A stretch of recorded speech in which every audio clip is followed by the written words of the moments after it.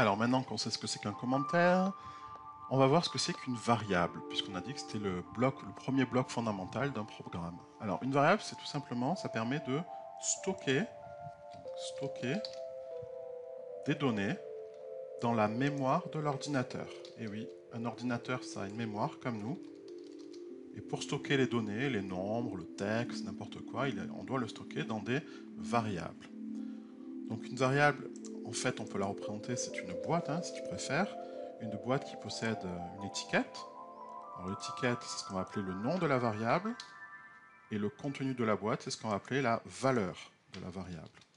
Okay, donc tu as à la fois le nom et la valeur. Alors bien évidemment, une fois qu'on a créé une boîte, il faut la remplir. Pour remplir la boîte, donc en langage de programmation, on dit qu'on affecte la valeur à la variable. Alors ça veut dire tout simplement, je remplis la boîte avec quelque chose à l'intérieur, avec un contenu. Voilà ce que ça veut dire, affecter la valeur à la variable, c'est-à-dire la remplir avec une donnée.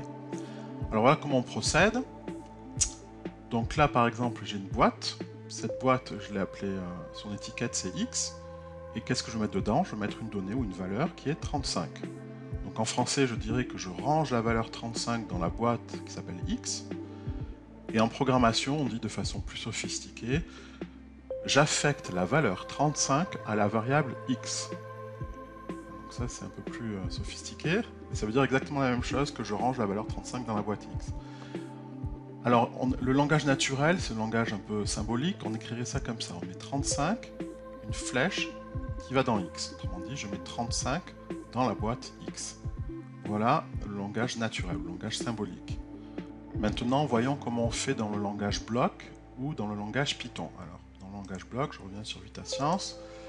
Alors, il faut créer d'abord une variable. Donc, les variables, c'est ici en jaune. Je clique sur variable, je clique sur créer une variable. Je donne le nom, par exemple X. Voilà. Et là, je prends le bloc fixe et X, tu vois. Et je mets la valeur dedans, par exemple, c'est 35. Voilà, donc tu vois, sur le côté, ici en Python, il y a marqué X égale 35, ça veut dire que j'ai mis 35 dans la boîte qui s'appelle X. Non, il faudrait que j'empile les deux codes comme ça, les deux blocs comme ça. Donc là, en langage de programmation, je dis que j'ai affecté la valeur 35 à la variable X. Alors évidemment, si je veux le taper à la main, je vais ici, là, dans le mode hybride, tu vois. Je vais ici à la ligne, je mets X égale 35. Voilà, je pourrais même mettre... Alors tu pourrais dire, oui, bon, mais X, c'est pas très parlant quand même comme nom de variable. Donc par exemple, imagine que j'ai un drone et qui calcule la distance par rapport à un obstacle, d'accord? Et imagine que cette distance soit de 10. Eh bien, je ne vais pas marquer X égale 10, je vais rebaptiser ma variable, je vais l'appeler distance plutôt que X. Okay, c'est plus parlant, c'est plus explicite. Donc je veux dire, j'affecte la valeur 10 à la variable distance. Ça se marquera comme ça. De façon symbolique, je mets 10 dans la boîte qui s'appelle distance. Et dans Python, je fais pareil que tout à l'heure. Dans VitaScience, là, je vais créer une nouvelle variable qui s'appellera distance cette fois. C'est beaucoup plus explicite que X. Et donc là, le X, je l'enlève. Et je fixe distance à la valeur 10, par exemple. Okay, tu vois, ça se met automatiquement en Python à droite. Donc j'exécute, toujours pareil, il n'y a rien qui s'affiche, tout simplement parce que je n'ai créé une boîte, j'ai rempli la boîte, mais j'ai rien fait d'autre. J'ai pas affiché le contenu de la boîte à l'écran. J'ai juste rempli la boîte, c'est tout. Alors jusqu'à présent, c'est moi, le programmeur, qui ai affecté des valeurs dans des variables, d'accord? C'est moi qui ai saisi. Maintenant, est-ce qu'on pourrait autoriser plus tard l'utilisateur à saisir lui-même des valeurs dans des boîtes? Ben oui, on verra au petit 5 comment il peut faire. Alors, petit 3, quels sont les types de variables? Alors, donc j'ai des boîtes.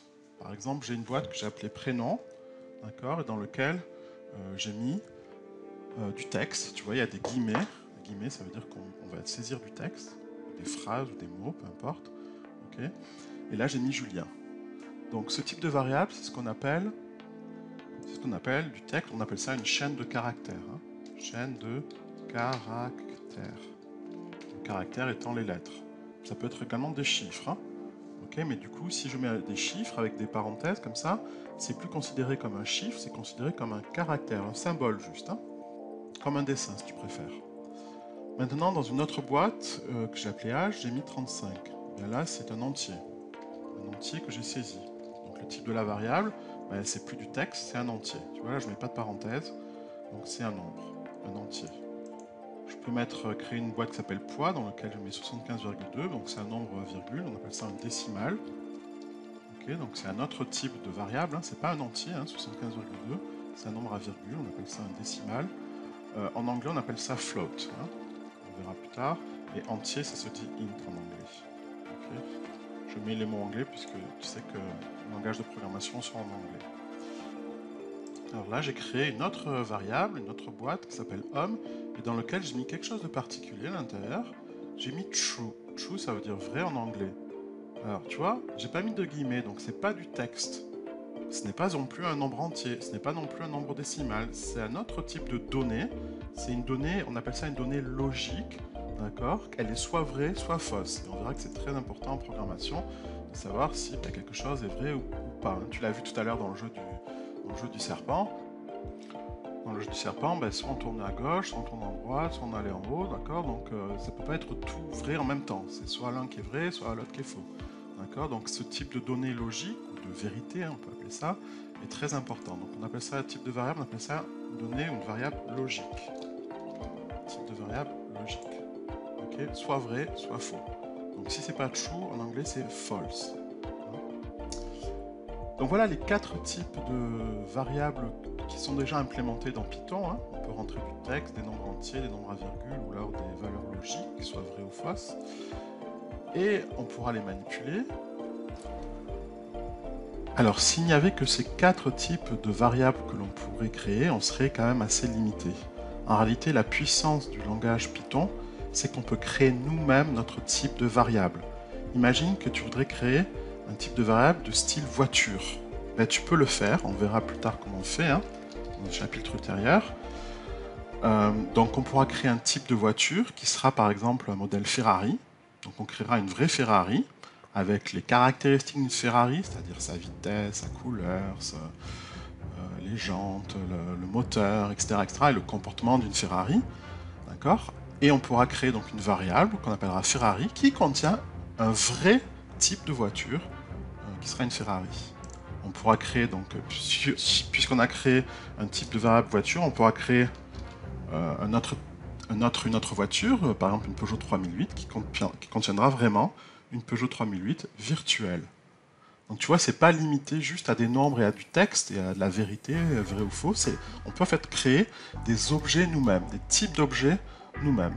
Ça peut être des voitures, ça peut être des individus également. Tu vois, on pourra créer un personnage donc, qui aura des caractéristiques d'un personnage, qui aura un comportement de personnage. Okay, donc c'est vraiment illimité le type de variable que l'on peut définir. Alors pour l'instant on va se contenter des types de variables habituels. Hein. Donc allons dans Vita-Science. Donc ce que je vais faire, c'est que je vais créer donc plusieurs variables. Donc celle-là je l'efface, aussi je l'enlève. Donc je vais créer plusieurs variables. Donc je vais créer une variable qui s'appellera prénom. Je vais créer une variable qui s'appellera âge. Je vais créer une variable qui s'appellera poids. Et enfin une variable qui s'appellera homme. Voilà. Maintenant je vais donc fixer, donc, par exemple j'ai dit le prénom. Alors le prénom je vais le fixer à quoi? Je veux dire que c'est Julien, donc c'est du texte. Je vais chercher le texte, je vais chercher ce texte là et je remplis par Julien. Et tu vois, en Python, il est marqué que j'ai affecté le texte Julien à la variable prénom. Okay. Ensuite, je vais dupliquer ici. Je vais fixer donc l'âge. Alors là, c'est plus du texte, c'est un nombre. Le texte, et je mets 35. Donc là, c'est un entier, tu vois. 35, je l'ai affecté à la variable âge. Je vais dupliquer. Je vais maintenant fixer le poids. C'est un nombre décimal, 75,2 kg. Tu vois, il y a une virgule, alors virgule c'est un point, hein, en Python. Et enfin, je vais dupliquer OK, et je vais fixer donc homme, ce sera une valeur logique, c'est pas un nombre. Les valeurs logiques, c'est dans logique tout simplement. Hein. Et là, c'est vrai ou faux. Ben là, je vais mettre vrai. Et en anglais, c'est true. Tu vois? Alors tout cela, c'est bien joli. J'ai bien créé mes variables, j'ai bien affecté des valeurs à ces variables. Et si j'exécute, qu'est-ce qui se passe? Il ne se passe rien du tout. Comme je l'ai dit tout à l'heure, on a juste rempli des boîtes, mais on n'a pas affiché le contenu de ces boîtes. Ce serait bien si on pouvait savoir quel était à l'écran, hein, quel est vraiment le contenu de ces boîtes. Alors pour cela, si on revient dans le cours, petit 4, on souhaite afficher donc le contenu d'une variable. Donc pour cela, on va utiliser la commande print. Print, ça veut dire afficher. Entre parenthèses, on mettra quoi? Alors print, c'est une commande, hein, donc. On va mettre à l'intérieur le nom de la variable, tout simplement. Nom de variable. Voilà. Donc cette commande permet d'afficher quoi? Permet d'afficher la valeur d'une variable, autrement dit son contenu. Donc allons-y. Donc je vais dans Vita Science ici. Donc pour imprimer ou afficher, je vais dans tout simplement affichage ici. Et je fais affichage. Alors, pas affichage bonjour. Alors je vais afficher, donc je vais chercher variable, je vais afficher le prénom. Donc, le prénom, il est là, hop, je le mets à la place. Tu vois, et dans Python, c'est print, entre parenthèses, prénom. Alors j'exécute déjà et je vois que ben, le prénom Julien s'affiche. Ok, donc ça c'est sympa. Je vais dupliquer. Je voudrais afficher maintenant quoi? Je voudrais afficher le poids. Le poids, j'exécute. Donc là, voilà, j'ai Julien et le poids. Tu vois.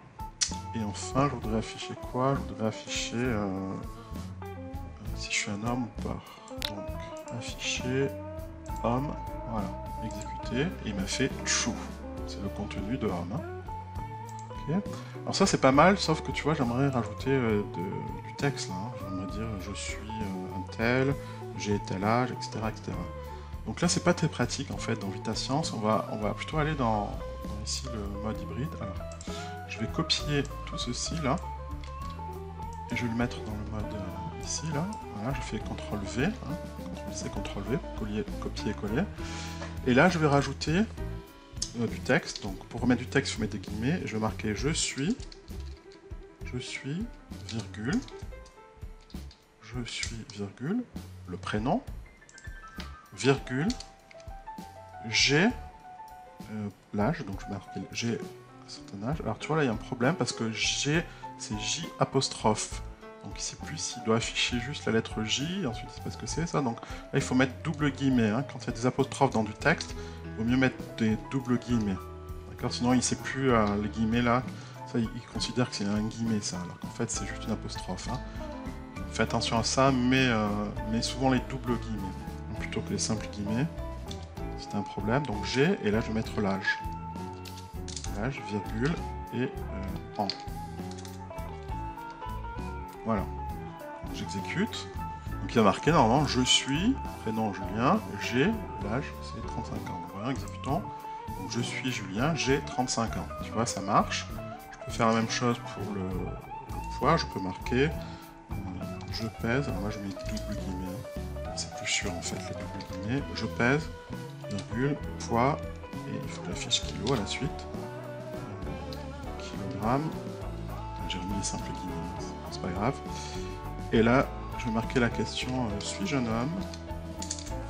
Comme si j'avais besoin de me poser la question. Suis-je un homme?